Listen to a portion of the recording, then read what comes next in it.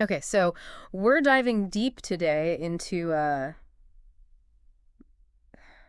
matcha. Right. That Vibrant green tea. yeah, the green tea powder that you see everywhere these days. And it's funny because you guys sent us a bunch of articles about it, and I guess I hadn't noticed how much buzz there really was around it, but It's everywhere. yeah, it really is. So we've got articles here ranging from, the Business Times was talking about a potential shortage. Right. China Daily, Hong Kong, was talking about new production areas popping up. The Independent on Saturday, the Japan Times, and even The Economist is weighing in on this whole matcha thing. So clearly there's something going on here. Absolutely. And I think our goal today is to kind of figure out like what's driving all this demand. Yeah. What's happening with the supply, and what does the future hold for matcha? Yeah, what's the future taste like for this very trendy tea? Yeah. So let's unpack this. Yeah, I think one of the things that's so fascinating about this is, matcha has really gone global. Yeah. What started as this very sort of like niche Japanese cultural thing has really resonated across the world. And there's a lot of different factors that have kind of come together to drive this incredible demand that we're seeing. And I think you can't ignore like the visual appeal of it. Right. I mean, it's beautiful. Oh, yeah. Like this really vibrant green, and you see it all, like these TikTok videos that Jasmine and Freya Smith, those creators that we saw featured in the Business Times who are living in Tokyo, and they're constantly like, showing off these really vibrant green drinks. And even the Independent, they called out the vibrant green color as like a key element in this whole appeal. And it really grabs you visually, right? Absolutely. And I think in a world that's just so visually saturated, right? To have something that is so instantly recognizable is such a huge advantage. Yeah. And then you layer on top of that, social media.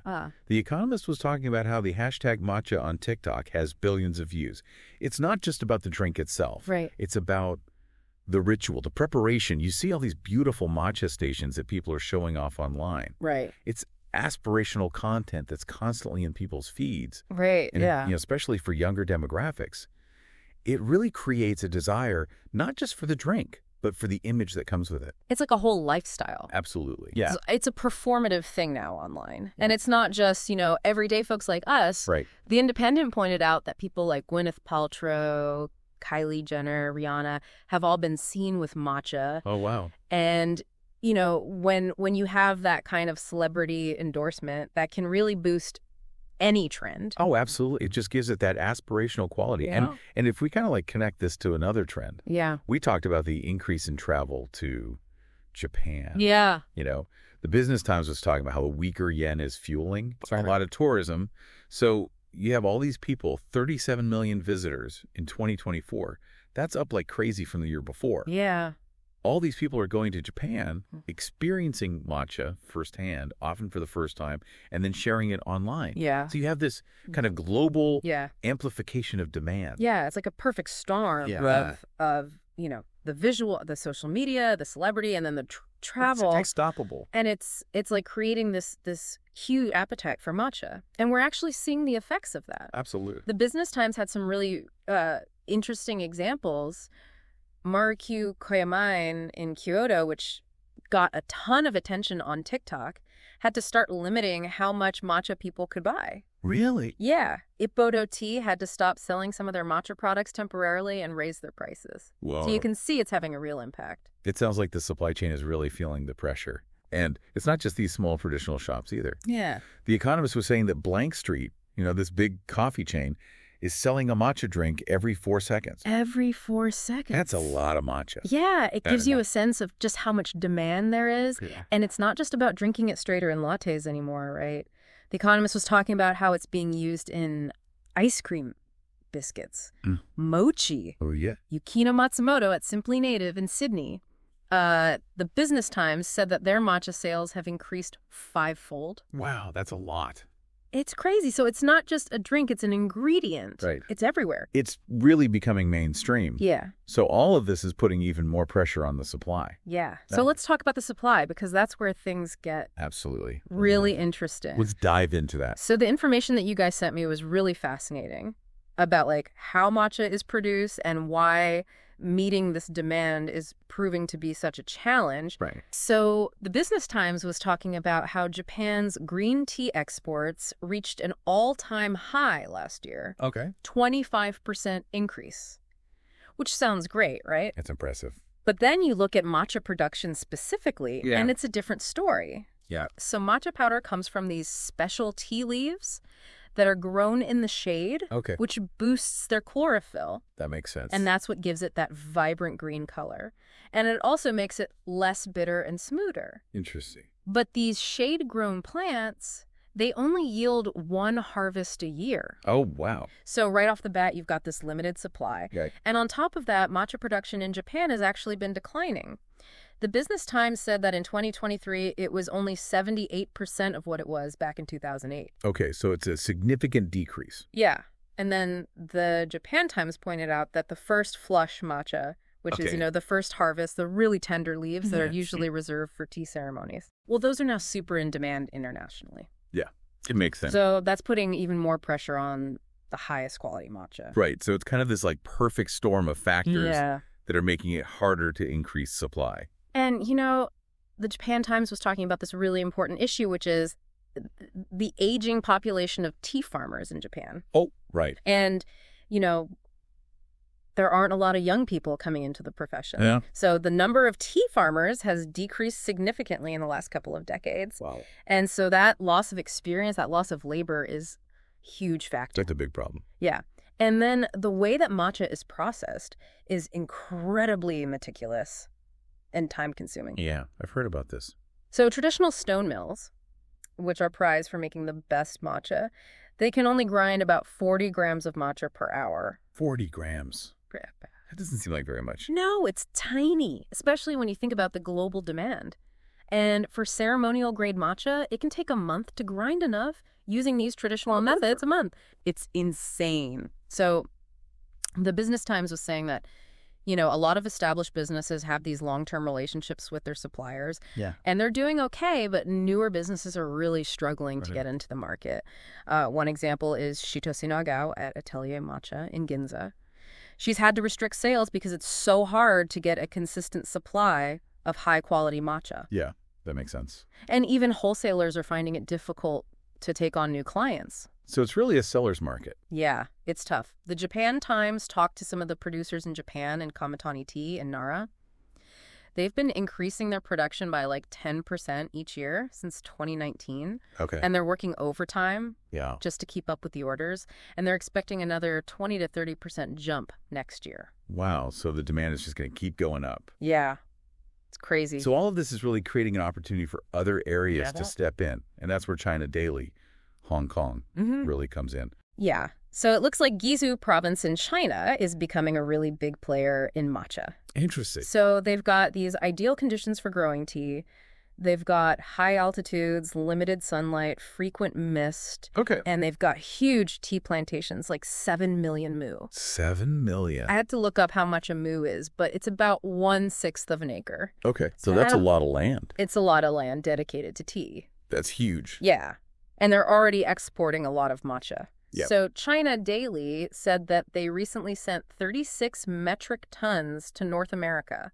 Right. And last year, in 2024, they sold over 1,200 tons. Okay. And almost a third of that went to 44 different countries. So they're really going global. Yeah.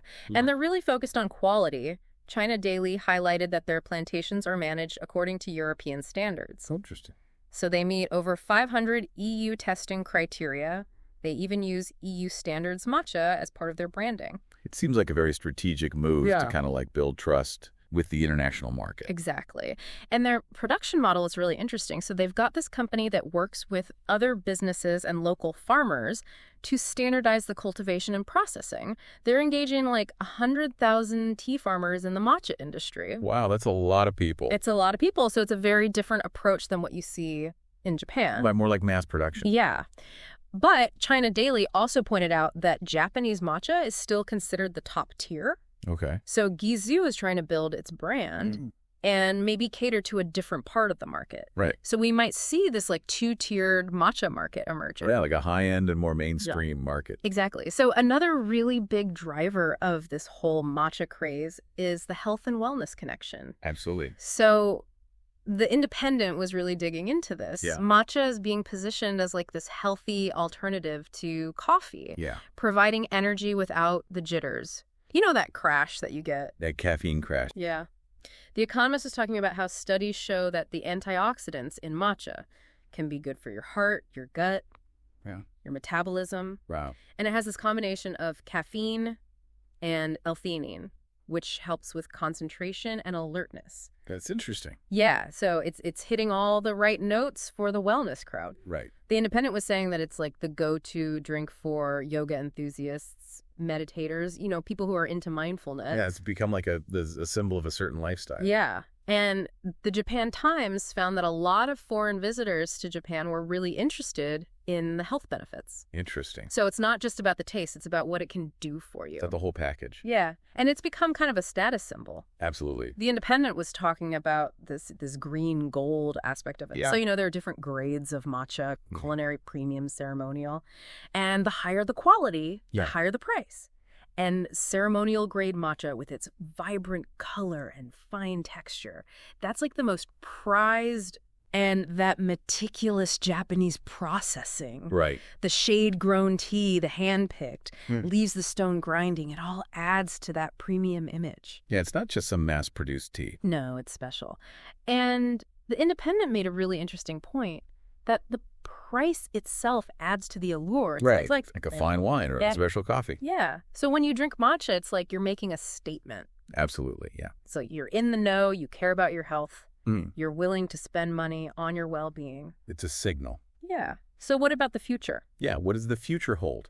The Japan Times was talking about some potential developments in Japan. It sounds like the government is thinking about some policy changes to encourage farmers to shift from regular tea production to tencha, which is the type of tea leaf that's used to make matcha powder. Right. And they're talking about grants and subsidies to help farmers make that transition. That's interesting. Yeah. And the Japan Times also said that retailers are looking to diversify their sourcing, so working with more producers and in different regions. Okay. Like Yamasan is sourcing from multiple farms now to try to secure a more stable supply. And it seems like the consensus is that demand for matcha hasn't peaked yet. Really? Yeah. The Business Times quoted Kitase Nagao saying that she doesn't think it's topped out. And Kamatani Tea is expecting even higher order volumes next year. So this trend is here to stay. It seems like it. But The Economist made a really interesting point, which is that a lot of the growth in the West is coming from those flavored, often very sugary matcha lattes, which kind of negates the health benefits a bit. Right, because you're adding all that sugar. Exactly. Yeah. So it's kind of ironic. It is a bit ironic. Yeah. And The Economist is also concerned about price increases. Yeah. Because tea production is declining, costs for farmers are going up.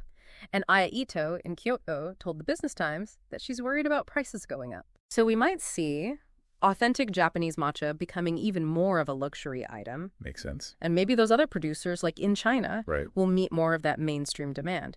So what we're seeing with this global matcha boom is that it's this really interesting combination of visual appeal driven by social media, perceived health and wellness benefits, and this kind of evolving status symbol. And this huge demand has put a strain on Japan's traditional supply chain, which is already facing its own limitations. So as Japan is trying to figure all that out, China is stepping up as a major player in the matcha market. So the matcha landscape is changing. And it looks like we might have to pay more for our favorite green drink in the future. Yeah, that's really interesting. So as we think about all of this, how is this balance between tradition and mass consumption going to play out? Will we see new innovations in cultivation and processing that can meet this demand without sacrificing quality? Or will high-quality matcha become even more rare and luxurious? Think about the implications for both consumers and producers as this green gold rush unfolds